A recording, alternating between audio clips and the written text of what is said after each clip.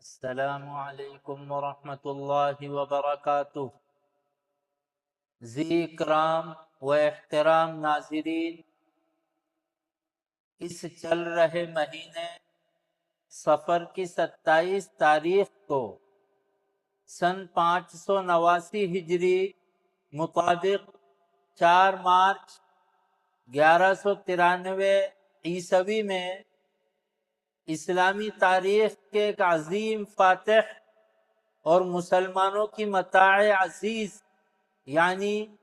سلطان صلاح الدین ایوبی رحمۃ اللہ علیہ کی وفات ہوئی ہے، جنہوں نے قبلہ اول بیت المقدس کے تقریباً 88 سال صلیبوں کے قبضے میں رہنے کے بعد اسے 1187 عیسوی میں صلیبیوں کے قبضے سے آزاد کروایا تھا، جبکہ حضرت عمر بن خطاب رضی اللہ تعالی عنہ کے اسے فتح کرنے کے بعد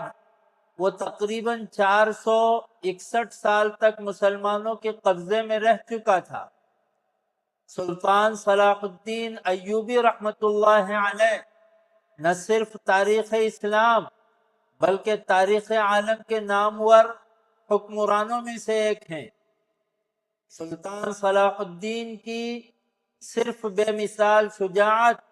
ہمت و جرأت اور استقامت ہی نہیں بلکہ فتح بیت المقدس کے موقع پر آپ کے درگزر اور رواداری نے بالخصوص عیسائیوں اور دشمنوں کے ساتھ آپ کے حسن سلوک نے دنیا بھر میں اسلام کی بہت ہی خوبصورت اور پرکشش تصویر پیش کی ہے۔ صلاح الدین ایوبی کو بہادری، فیاضی، عمدہ اخلاق، سخاوت اور بردباری کے باعث نہ صرف مسلمان بلکہ دیگر طبقات کے لوگ بھی عزت کی نگاہ سے دیکھتے آئے ہیں، اور پرایوں کے ساتھ آپ کا نرم برتاؤ اور ٹھنڈا رویہ تاریخ میں سنہرے حروف اور جلی قلم سے لکھا گیا ہے۔ سلطان صلاح الدین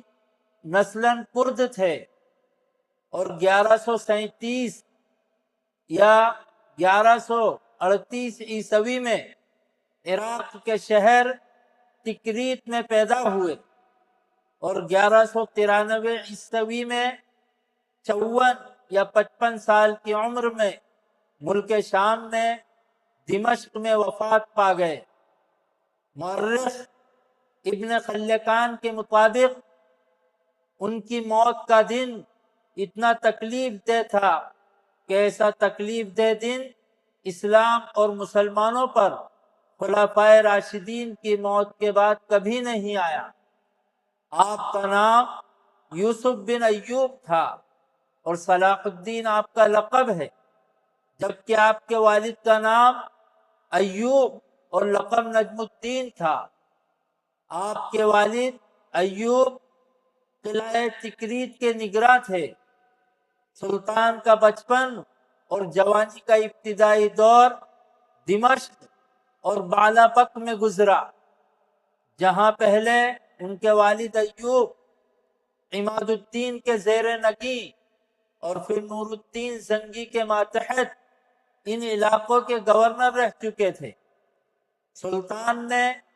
بالابک کے دینی مدارس اور دمشق کی جامع مسجد میں تعلیم حاصل کی۔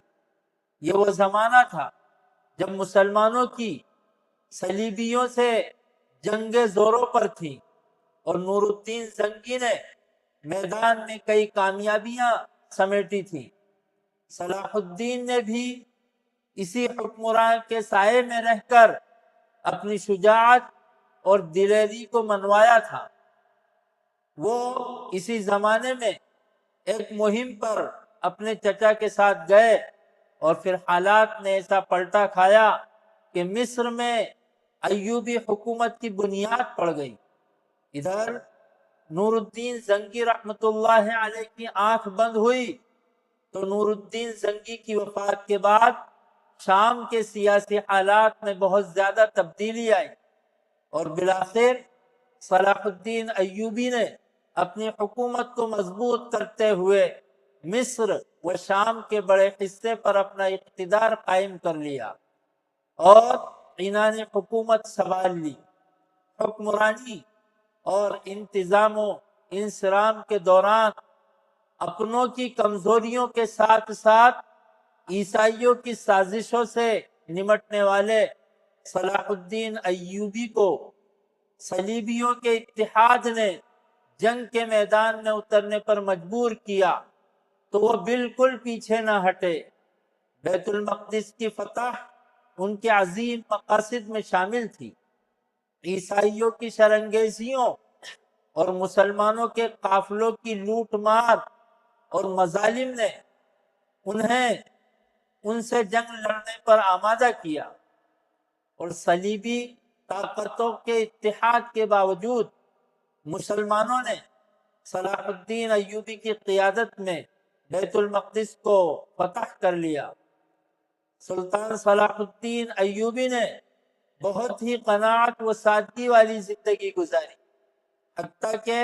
وفات کے وقت سلطان صلاح الدین ایوبی کے پاس صرف چند درہم یعنی چاندی کے کچھ سکے اور سونے کا ایک ٹکڑا تھا۔ تاریخی روایات کے مطابق ان کے پاس کوئی ذاتی مکان یا جائیداد بھی نہیں تھی، کیونکہ انہوں نے اپنی ساری دولت غریبوں، لشکریوں اور فلاحی و رفاہی کاموں میں بانٹ دی تھی۔ صلاح الدین ایوبی آیت قرآنی ان اللہ یأمر بالعدل والاحسان وایتاء ذی القربى وینہی عن الفحشاء والمنکر والبغی پر بہت زیادہ عمل پیرا تھے، اور لیس الشدید بالسرعہ انما الشدید الذی یملک نفسہ عند الغضب کی بہت حد تک عملی تفسیر تھے۔ سلطان صلاح الدین ایوبی رحمہ اللہ کی زندگی ہمارے لیے عزم و ہمت، شجاعت و بہادری، عدل و انصاف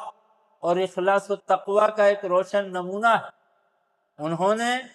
صرف اپنی تلوار ہی سے دشمنوں کو شکست نہیں دی، بلکہ اپنے کردار، اخلاق اور اعلیٰ اوصاف سے بھی تاریخ کے صفحات پر ایسا نقش چھوڑا جو رہتی دنیا تک یاد رکھا جائے گا۔ بیت المقدس کی آزادی ان کی عظیم فتوحات میں سے ایک تھی، لیکن ان کی اصل عظمت کا پتہ اس بات سے چلتا ہے کہ اقتدار اور فتح کے باوجود ان کے دل میں اللہ کا خوف، امت کا درد اور انسانیت کے لیے رحم باقی رہا۔ آج ضرورت اس بات کی ہے کہ ہم صلاح الدین ایوبی رحمت اللہ علیہ کو صرف ایک فاتح کی حیثیت سے نہ پڑھیں، بلکہ ان کی زندگی سے ایمان، اتحاد، اخلاص، قربانی اور بلند حوصلگی کا سبق حاصل کریں۔ اللہ تعالی ہمیں اپنے اسلاف کے روشن کارناموں سے عبرت و نصیحت حاصل کرنے اور دین و ملت کی خدمت کے لیے اخلاص کے ساتھ بلند کردار اپنانے کی توفیق عطا فرمائے، آمین یا رب السماوات السبع و رب العرش العظیم۔ آخر میں ناظرین سے درخواست ہے کہ ویڈیو سن کر اس کی مدد سے ان 3 سوالات کے درست جوابات کمنٹ باکس میں لکھنا بالکل نہ بھولی۔ سوال نمبر 1، صلاح الدین ایوبی نے بیت المقدس کس سن میں فتح کیا؟ سوال نمبر 2، حضرت عمر بن خطاب رضی اللہ تعالی عنہ کے بیت المقدس کو فتح کرنے کے بعد اور صلاح الدین ایوبی کے اسے فتح کرنے سے پہلے وہ کتنے سال تک مسلمانوں کے قبضے میں رہا تھا؟ سوال نمبر 3، صلاح الدین ایوبی کی پیدائش کہاں ہوئی؟